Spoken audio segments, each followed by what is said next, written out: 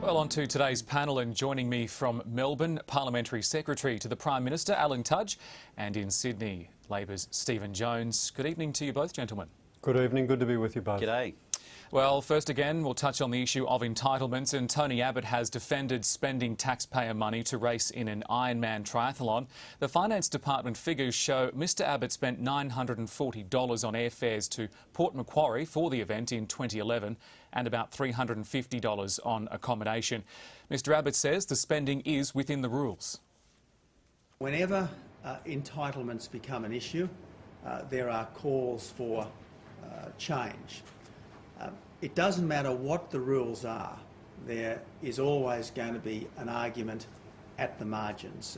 The point I make is that people should be careful and cautious when they claim entitlement. If there is any doubt, they should resolve the doubt in favour of the taxpayer, and that's exactly what I've done. Alan Tudge, should Tony Abbott have to repay that money that flew him up to Port Macquarie for the Ironman triathlon? Listen, my understanding of that event was that it was a large community event in a marginal seat, and that Mr Abbott also participated in a lot of other community meetings while he was there. So on that basis, I think it's reasonable that it actually was being part of his job as a Member of Parliament for being there. He didn't hold a doorstop up there. We've gone through and checked our records. There was no doorstop there. Where's the line drawn at it being an event? Listen, whenever he visits electorates, he doesn't always do a doorstop. I recall him visiting my electorate once and he didn't do a doorstop. Now, it has to be genuine community events. He has to participate in other functions, often with the local member or the local candidate, which I'm sure he did on this occasion. So I think, as Mr Abbott said, that it ultimately is a judgment call, and I think the judgment call in this case was correct. In other cases, then the judgment call errs on the other side, and people have had to repay money, and I think quite properly. Stephen Jones, are politicians making those right judgment calls? Well, look, there is a difference between a legitimate administrative error and somebody rorting the system. Now, Tony Abbott has spent the last 4 years throwing as many rocks as he could at anybody who stuck their head up. What we now realise is while he was throwing stones, he was standing in front of a glass house. This is a guy who ruthlessly pursued other MPs over just this sort of thing, and what we've found out is that he's been rorting the system himself. Frankly, I don't accept what Alan has just said, and I think Alan belled the cat. The reason that Tony Abbott was there was because it was in a marginal seat. He was promoting himself, he was promoting the Liberal Party candidate, he was promoting the Liberal Party. It's very difficult to see what the public interest was in that event. Now, you know, there are grey areas. There'll be some instances where people make a legitimate mistake, and I think the mentioned protocol is the right way of dealing with that. But these are clearly instances. I mean, you can't get anything which is more quintessentially a private event than a radio personality's a private wedding. And yet you had Liberal Party front benches and National Party front benches claiming for these sorts of things. Yeah, there is black, there is white, and there's grey. None of those instances fit within the grey. They were clearly wrong. I think you can calm down on the hyperbole there, Stephen. I mean, let's look at Mr Dreyfus today, was your Attorney General. I mean, he went on a ski trip to Perisher and claimed that on the purse. Now, in my mind, that is a very black and white case. Now, he has now had to repay that. That is after this morning being a bit like yourself and castigating the Liberal Party. I could also refer to Bernie Ripple, who went over to France to have a look at the Tour de France. I could talk about the former Prime Minister Gillard and the use of her motor vehicle by her partner, who was using it for his business purposes. Now, the point is that, these issues need to be addressed. If there's a mistake made, they need to be repaid quickly and expediently. But often it does come down to a judgment call as well. And I think that in those instances which I've mentioned, it was properly repaid. I think in the instance that we've been talking about with Mr Abbott, I think it does actually fall within the classification of being the role of a Member of Parliament for being there. So this any is member of obvious. Parliament can use their parliamentary entitlements to attend a a fun run or a marathon or a bike ride in any city in Australia. Is that what it gets down to? As we said, Stephen, my understanding was that it was a big community event which Mr Abbott was involved in. He was also involved in other community events in that electorate. Just as many other front benchers support candidates and their members of Parliament to visit community groups in their electorates, and that is quite proper parliamentary business. All right. Well, Alan, we want our leaders to be out there. Just a second, guys. We want our leaders Alan, out there you raised the issue of Mark Dreyfus today having to repay more than $400. He's put that down to an administrative error within his office. Should you, as politicians, be taking more responsibility for the claims that you're lodging? Well, of course we do. We do have to take responsibility for the claims. I'm not sure about an administrative error for going to a ski chalet in Perisher, and whether or not Eddie Obeid was there, I don't know. But we do have to take responsibility, and if there is a mistake, then we must pay it back immediately, as many members of the Liberal Party and the Labor Party have done in recent times. There's no suggestion that Eddie Obeid was at that chalet, but Stephen Jones, should politicians be taking more responsibility for their claims? Not only should they be taking more responsibility for the outrageous things that they've said, like Alan just has, but yes, they do. Ultimately, the buck stops with a Member of Parliament. We are the persons who sign off on those things. Mark was responsible, as I am responsible, as Alan is responsible for his. The question is, when an administrative error is made, what do? Do you do the right thing and pay the money back? Or when an error of judgment was made, as Brandis and Joyce made an error of judgment, do you do the right thing and pay the money back, or do you seek to try and defend what you've done, as the Prime Minister is clearly doing on this instance, trying to defend what is clearly a wrong, clearly an error of judgment. So what's the solution here, though, guys? There's been reform already in this area.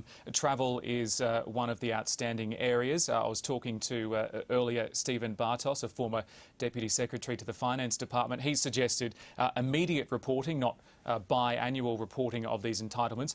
Is that something that needs to be looked at in the next term of Parliament? Look, I think Prime Minister Abbott's formula himself is the right one. If in doubt, put your hand in your own pocket, not in the taxpayers. If it's grey, stick your hand in your own pocket, not the taxpayers. That's the formula that should be applied. Completely agree with you, Unfortunately, it hasn't been applied by the Prime Minister himself. I completely agree with. Well, I think he has in this occasion. Is there a room for more reform? Do the rules need changing instead of just the attitude from politicians? I think, Karen, there's always going to be judgments on behalf of politicians, and I agree with Stephen that the Prime Minister's formula is the right one, that where it is a grey zone, and there's always going to be a grey zone, no matter how defined the rules are, then you need to err on caution and pay for it yourself rather than the taxpayer paying for it. And I think that's the right approach. And Alan, do you think after the past couple of weeks, many politicians won't be claiming to going to weddings anymore? It'll be up to each individual member of Parliament. I certainly haven't claimed to go to any wedding, but all of us will be exercising, I think, greater diligence going forward from now. And Stephen Jones, I'll ask both of you this: is there anything that you in the past week have gone back and looked at and maybe paying back? Well, no, I haven't, but I've always applied a pretty scrupulous rule to my own travel arrangements. Frankly, I drive myself most places because I happen to live within 2 hours drive, 3 hours drive of Canberra. I'm a backbencher. I do most of my work through either committees or in Canberra itself, so there's not a lot of grey area in my travel. But if I'd made a mistake, I don't believe I have. If I have made a mistake, then I'll be applying the Minchin protocol and paying it back straight away. I don't believe that's the case. Alan Tudge? Similar to Stephen, I've been a backbencher up until just a few weeks ago, and as a backbencher, most of your travel is to Canberra and back, occasionally to other major cities. And so it's more straightforward as a backbencher, and I don't believe that I've made any errors. Like Stephen, if I have, I'd certainly pay them back, but I don't believe I have. All right, we might move on now. And the Prime Minister, Tony Abbott's apologised to his Malaysian counterpart for the tenor of political debate over the failed people swap deal with the country in 2011. The High Court struck down Labor's deal to send 800 asylum seekers to Malaysia in return for 4,000 refugees. Mr Abbott has held talks with Malaysia's Prime Minister on the sidelines of the APEC summit. I offered an act of contrition, if you like, to Prime Minister Najib for the way Malaysia got caught up in what was a very intense and at times somewhat rancorous debate in Australia. He knows that we play our politics pretty hard in our country, and I think he understood. The Prime Minister, now Prime Minister, when he was leader of the opposition, shamelessly attacked Malaysia's reputation for domestic political advantage. And now that he's Prime Minister, it's been necessary for him to apologise to the Prime Minister of Malaysia about that, as Mr Abbott should.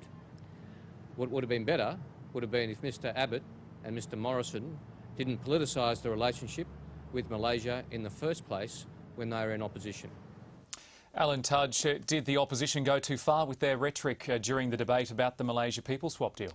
Listen, I don't think so. The main issue that we had was with the Labor government at the time, and I think what the Prime Minister was trying to say in those remarks that we just heard was that our truck was never with the Malaysian government. Our beef was with the Australian government, because they're the ones that dismantled the system that was working and created the chaos that we've had to deal with ever since. And so that was an important message, I think, that the Prime Minister did say to his counterpart in Malaysia. He volunteered it, it was raised by him, and I think it was one small step towards continuing to build the relationship with Malaysia, which is a very important one for Australia. Stephen Jones, your take on it? He had a lot to apologise for. Tony Abbott, this wasn't just an offhanded comment that he made in the heat of the debate.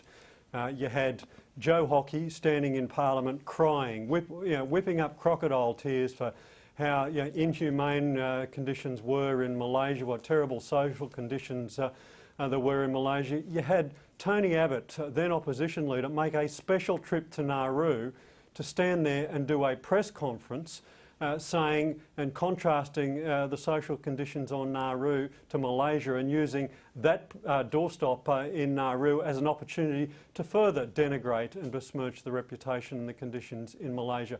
Frankly, he's got a lot to apologise for, and he should come back to Australia and apologise to the Australian Parliament and for the Australian people and to the Australian people for his Stephen, horrific misleading of them in that debate. All right, we've both had a go on that one. I think we might just move on to one last topic. We've only got about 2 minutes left to go. The federal government is moving to set up its promised review of Indigenous training and employment programs. Yep. The Prime Minister Tony Abbott announced during the election campaign that mining magnate Andrew Forrest would chair the review. That's been confirmed today. Alan Tudge, you're in on this as well. What will the review look at, and how will it work? Yeah, in essence, we're trying to ensure that more Indigenous people can get jobs. We know that there's a lot of goodwill out there from the corporate sector. They've offered 60,000 jobs for Indigenous people, and what we want to do is ensure that that goodwill is transferred into real action. So we'll particularly be looking at the training programs, we'll be looking at the employment programs and other issues which are preventing Indigenous people getting those jobs, which in many cases are there. That's our overall objective, because the more people that are in work, have got a good education, then the better off that all Indigenous people will be. Is Andrew Forrest getting paid for this, or is he volunteering his time? No, I believe he's getting a peppercorn rent, a peppercorn contract as such. Stephen Jones, what do you make of this review? Oh, look, of all the issues that attracted division and rancour within the last Parliament, this was not one of them.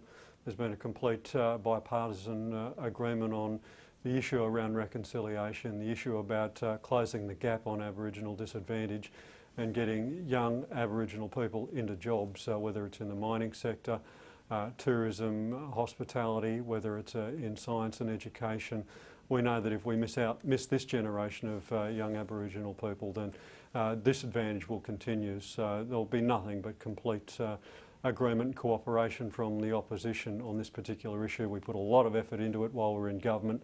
We'll continue that support in opposition. All right, gentlemen, that's where we'll have to leave it for today. Thank you both for joining us, Alan Tudge in Melbourne and Labor's Stephen Jones in Sydney. Thanks, Steve. Good to be with you. And thank you for your company. That is Capitol Hill for now. Good night.